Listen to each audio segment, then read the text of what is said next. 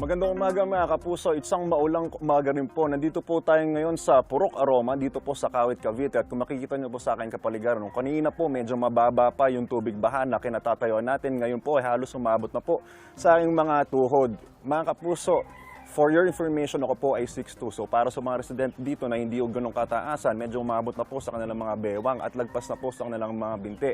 At sabi po sa mga nakausap natin dito kanina mga kapuso, ang isa sa mga rason kung bakit po patuloy ang pagtaas ng antas ng tubig baha dito ay dahil po ito pong Purok Aroma ay katabi lang po ng ilog dito. Ang pangalawang rason, ang tubig po galing sa Upland Imus ay dito po ang bagsak. At isa pa dyan, dumagdag pa, ay ang tuloy-tuloy na pag-uulan na dulot ng hanging habagat. At kaugnay po niya mga kapuso, nakataas po ngayon ang orange rainfall warning dito sa Metro Manila.